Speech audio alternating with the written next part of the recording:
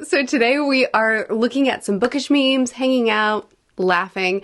I haven't done one of these videos in a while, and about once a month I like to do just like a chill hangout video, and this is the one that we're doing this time. So on my Discord we have a channel where people post their book memes and goof off together, and so I have not been in that channel for a while. So I'm just gonna pop in there and get all of my content from this video from that spot, and I haven't looked through it yet, so we're gonna go through it together, find some fun things to hang out with. Oh wow, this one was posted a while ago, but I specifically was called out. It says, pointless love subplot that hogs half the runtime. Excellent main story in a film. And the poster said, Murphy when it's in books. You're not wrong though. I don't mind a good romantic subplot. I'm fine with it. But if it's gonna take over the whole story, what are we doing here? Why did you label it fantasy? Don't worry, I know loads of people love that. It's just not my thing. And sometimes I don't go in expecting the romance to be a huge part. And that is why I have started looking at tags before I actually pick up a story to see if it's tagged as romantasy or as romance as one of the tags. And that helps me know how prevalent it's going to be in the story. Now I complain a little bit less often. Oh no, this one's really relatable too. The thing is, I would eat the grapes. I would eat the pomegranate seeds. I would eat the Turkish delights. It doesn't matter what the stakes are. If you put a little plate of snacks in front of me, I'll eat them. If you sent me to an evil fantasy realm and told me that if I ate anything, I would die a painful, terrible death, and set a charcuterie board, I never learned how to say that word, board in front of me, that would be it for me. Like, it wouldn't even be a torturous internal struggle to not eat the cheese. I wouldn't even have to be that hungry. I feel that so hard. Maybe not the last bit about like I wouldn't even have to be that hungry, just put cheese in front of me and I'm good because I don't really like cheese. But if you send me to a fantasy world and put delicious looking foods in front of me, and they always look delicious, I'm going to eat them. I don't even know what Turkish delight is, but I've always wanted to try it ever since I saw The Lion, the Witch, and the Wardrobe the first time. There should be a hotline that you can call where you can safely pronounce words you've only ever read out loud for the first time, and they say, "Oh, sweetie," and kindly explain how it's pronounced.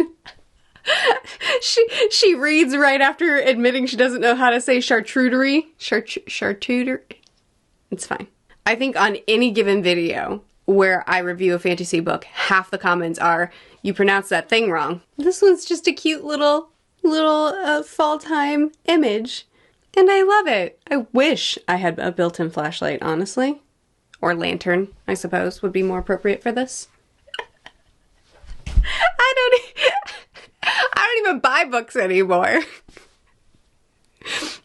And I'm not gonna read this one out loud. I'm just gonna put it right there for you to read because it is really funny. Wow, and on the exact same note, babe, is everything okay? You've barely added any new books to your massive pile of unread books. You know what my problem is I have a pile of unread books. If you watched my unhaul video, you saw that many books went on the new TBR section right there. But do you know that every single one of those books has been in the TBR for at least a year?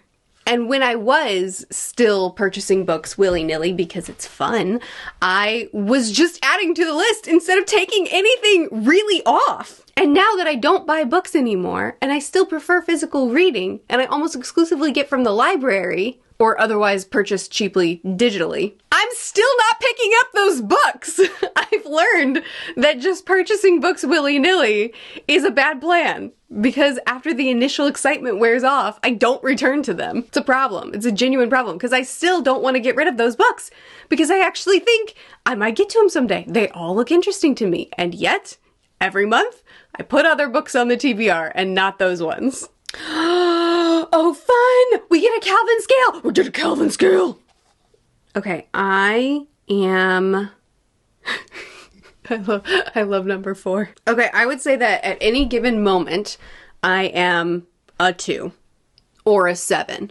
However, today I have just the tiniest bit of 12 mixed in because I woke up with a pretty bad headache. Please tell me your average day Calvin scale. And then I also need to know what today is and if it differs from your regular daily. I have read a little bit of Calvin and Hobbes to my kids. Well, mostly to my son because he's older. And he doesn't get much of it, but I sure do laugh. Okay, I like this. I like this chart too. I really like multiple choice. I really love multiple choice. Okay. Nice argument, unfortunately. If it's something that I actually care about and I've well researched and I love discussing stuff that I've spent some time really digging into, I'm always going to be the first one. Types up an actual counter argument. If I'm on Discord, the answer is almost certainly going to be I'm inside your walls or some other kind of troll. If I'm talking to my husband, the answer is probably going to be your mom. Although I will say that if I'm online and the discussion is something that I don't care about, I do love seeing other people respond with "you're wrong" plus ratio. Oh, I feel this one. When you just want to read but your family won't shut up. I feel this one in my bones. I love dinosaur humor so much. It reminds me of, I came home in a bad mood the other day and my husband showed me this one.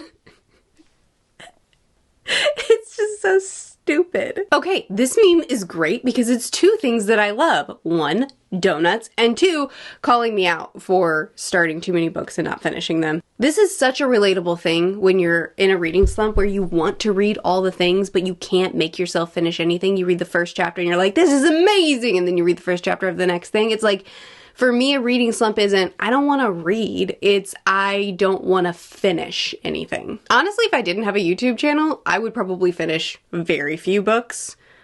Only like the best of the best, my top books of all time would actually get finished because I just get too excited for other stuff. And I want to go start something new all the time.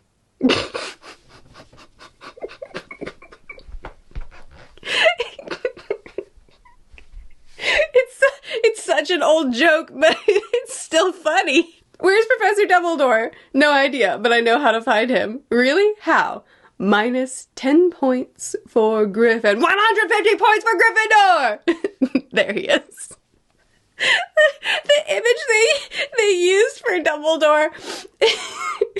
And what I'm imagining is he's on the other side of the school doing whatever, and he hears this or senses it, and he's just like, more points for Gryffindor!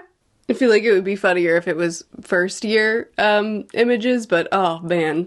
Ooh yay, another multiple choice. Okay. I do not know my star sign, so it's super convenient that they put the dates on there for me. Okay, mine is reading is magical, which feels legit because I read a lot of fantasy. I'm all about soft magic systems, the wonder, and like the exploration of reading.